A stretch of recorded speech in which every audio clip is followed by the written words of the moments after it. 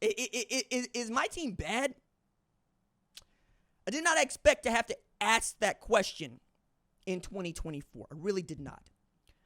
I understand that there are folks that believe that it's funny that Oklahoma was struggling against Houston, but I assure you the folks from Oklahoma don't think it's funny at all. In fact, we were rather pissed about it, okay? Because over the last 40 minutes of Oklahoma having played football, let me tell you what the drive chart looked like. Punt. Punt. Oh, punt. Interception. Punt. Missed the field goal. Punt. Punt. Brent Venables said we have to get a whole heck of a lot better quickly. Yeah, dog. You can lay that one on just a little bit thicker if you wanted to. And it keeps going deeper. He says we deserve to lose because we did everything you can possibly do to give someone a chance to win. That's what Oklahoma State did against Arkansas, but it hits different for Oklahoma because that's the pro team. That's the pro team. Okay? The thing that I do believe is working for Oklahoma is the defense. And I think that is directly affected by Brent Venables being head coach. I really do. When Oklahoma needed to go secure the victory against Houston, it wasn't the offense that could just simply run out the clock up 14-12.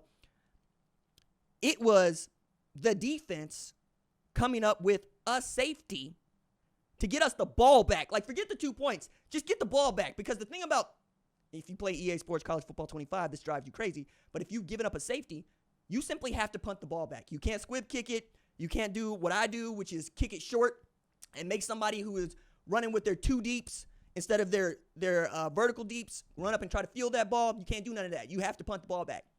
That is exactly what Houston was made to do. You have to kick us the ball. And then Oklahoma got to sit on it.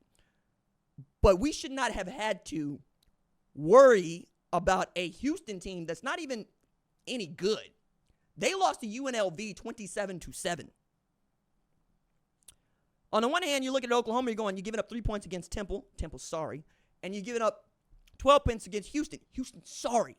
These are not indicative of the kind of teams that we're going to play come SEC competition. You heard me say at the top of this that the SEC's got 7 of the top 8 in the AP top 25. You've heard me wax poetic about what this league is and what the rest of the country is not.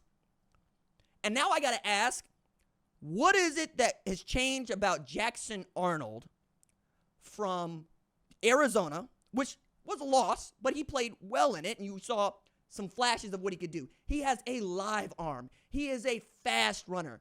He has the tools to be great. What's changed? A lot of folks are going to point to the play calling, and I'm not going to say that Seth Littrell is blameless in this by any stretch. It's his offense. They're running it. And I love that there are folks that are unfamiliar with Seth Littrell being a fullback back in the day at Oklahoma, understanding what it means to be the play caller at Oklahoma. He gets the weight of this. But there are folks that are going, this ain't North Texas. I don't know, dog. When he was calling plays for Mason Fine, North Texas was good. And as much as I love Mason Fine, and I do, Jackson Arnold is 3 times the player that Mason Fine is from a talent standpoint. It's just you got to get him to execute like Mason Fine. And that's not hard or not easy to do. So on the one hand, yeah, you change the coordinator up. But one of the reasons that Jackson Arnold chose not to go into the transfer portal is because he's so very close with one Seth Littrell. Matter of fact, there's a glowing feature in the Oklahoman about the relationship that Seth Littrell and Jackson Arnold shared. As a matter of fact, after the game against Arizona, when Seth Littrell was calling that game, people forget Jeff Lebby wasn't calling that game. It was Seth Littrell who was in tears talking to Jackson Arnold's mama going, I couldn't help him. I was doing my best to help him, and I couldn't help him when he's throwing these picks. Very, very close relationship. And Seth got to really get to know Jackson as an analyst, soaking it all in, being in that quarterback's room. I think that relationship can pay dividends. The reason I think that relationship can pay dividends is I've never seen a play caller and a quarterback who didn't have a brotherly relationship that did great things. Like the way that Lincoln Riley talks about his quarterbacks and the way that he treats them is like little brothers. It is, what do you like running and why you like running it?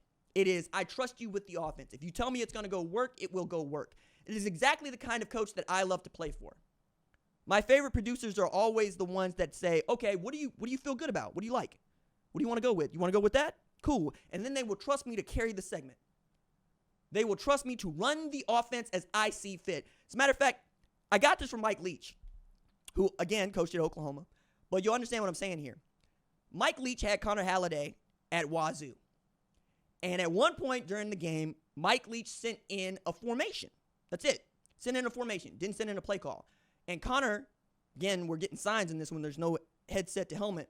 He called a timeout. And Mike was livid on the sideline. Just pissed, angry, stomping up and down. And Connor was like, but you didn't give me the play.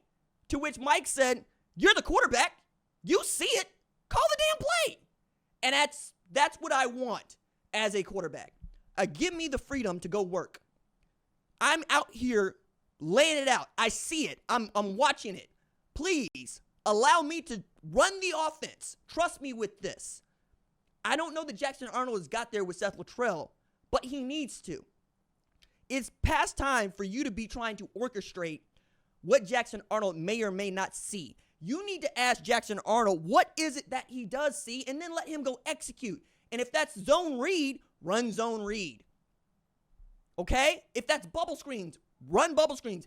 If that's all goes, if that is mesh, if that's smash, whatever it is, find it. Run it. Because this offensive line that Oklahoma got is going to get him killed. We're not good. We're not good on the offensive line. Like, if you are watching tape, like I went back and I watched Houston without my eyes turning red, without seeing angry everywhere. And I said, oh no. Okay, so Jake Taylor still growing up. He a liability at right tackle right now. It's not great. It wasn't great. It was not great. And you're going to see better ends in the SEC. So you got to get that figured out. And we got a hole at center. So we're playing with 3 of 5, right? We're already down. And to Bill Beatonbow's credit, I think that this team this offensive line is going to become better because they usually do with him. He knows what he has and he knows how to work it. And he knows how to coach. I think for us, though, as Oklahoma fans, we only got one more game to try to get it right. And by the way, it ain't a given that we gonna beat Tulane. That ain't a given. No, because while the offensive line is still trying to figure it out, the defense is going to have to hold up in ways that we haven't seen an Oklahoma defense hold up probably 13, 14 years. It's been a while, okay? It's been so long that Oklahoma was leading the change to scoring a bunch of points on people and that becoming the Big 12's identity, pass-happy offenses, scoring 40 a game. Then, the Lincoln Riley era and whatnot. But anybody that's been an Oklahoma fan knows that when we are championship ready, and by that I mean national championship ready, the defense has always carried the Sooners. And that's one of the reasons that Brent Venables was the guy that I wanted from the day that Lincoln jumped out the door to now. Like, I don't think this is Venables. I really don't. And I'm not prepared to throw this at Venables because he wants it as bad as I do. And it's been very rare that I get to say that about any head coach. Too often, these coaches, they make millions of dollars, and it makes you comfortable. It couldn't help. It can't help but make you comfortable. You have no more worries. You have generational wealth. All you got to do is throw that into a mildly performing hedge fund, and you ain't got to worry about nothing else. So what do you have to drive you? Well, Brent knows what it means to be the head football coach at Oklahoma. And it doesn't mean you stand alone. It means you're the head football coach with 3 million other people. We're all head football coaches out here. We all got our opinions about what this program should or should not be doing. I think having that guy who is that severe is exactly what we need. And at this moment, I'm telling y'all, the Brent Venables I know is tearing into everybody in the building. Everybody in the building is going to be asked to level up in a real way. From the folks serving in the cafeteria all the way up to the play callers. Everybody's going to be asked to level up. Hell, he might ask fans to level up. And it wasn't like we didn't show out. That was the other thing. It was a sold-out crowd for that Houston game at night. And Oklahoma was fortunate to win it 16-12. The last time that Oklahoma won a home game 16 to whatever, West Virginia, 2021, we were booing Spencer Rattler off the field. Later that year, Lincoln Riley bolts to USC. And then we get where we're currently at in the timeline, right, with Brent Venables coming over. It's not a great omen, especially when you know that Tulane is loaded up And they're bringing not just Darren Mensah with them, but Mekhi Hughes, who went for 128 yards on the ground against Kansas State. And Mario Williams is making his return to Oklahoma. There are those that forgot about that. And that man can absolutely take the top off the defense. I didn't feel good about what I saw from Woody Washington in his return. Didn't feel great about that. Not at all. We were picking up some stupid penalties. I didn't know that our back end could be so exposed against things underneath. Donovan Smith was just dinking and dumping. And if not for a botched punt return, do we get to win that football game? To Brent's understanding, no, we don't. I don't think that Oklahoma is bad, but we ain't good. We ain't good. We are a top 25 team because that's what the brand is. It's kind of like Michigan being top 10. It's like Florida State being top 10. We're going to have to lose games to lose that.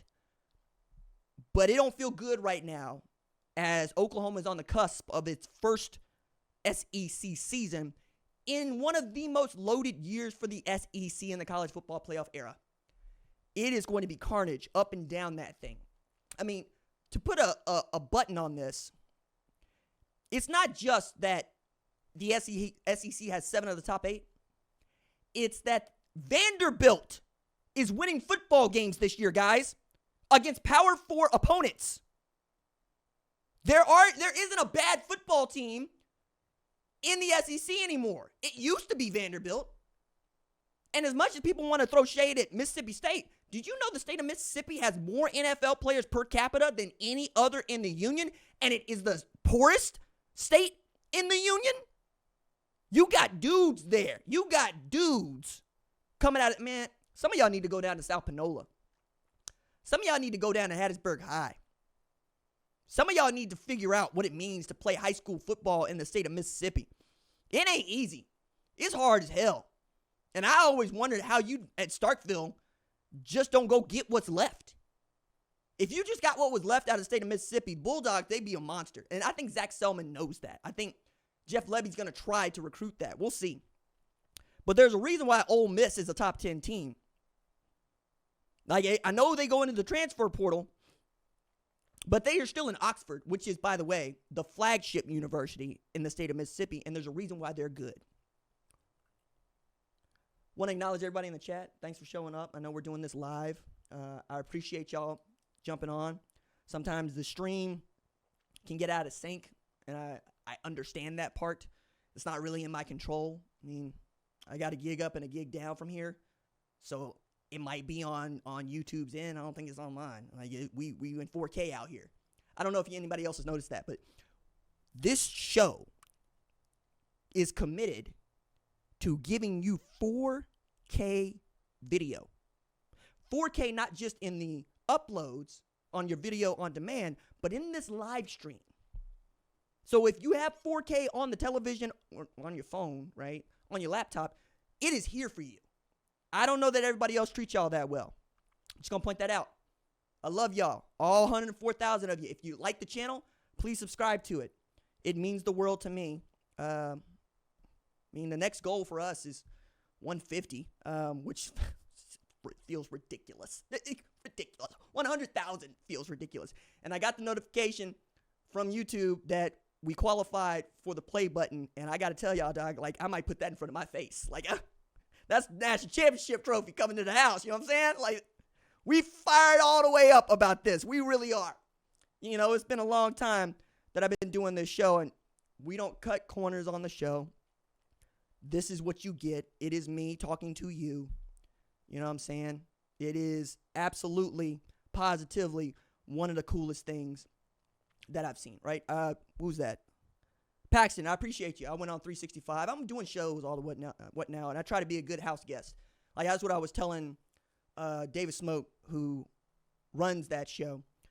I just try to be a good house guest in somebody else's house. That's the least you can do as a host, right? It's hard enough to get guests to come on other people's shows. Booking is awful, and I realize that that's not y'all deal. Like, y'all don't care. Get who you get. You know what I'm saying? If we think they're worthwhile, we'll talk to them.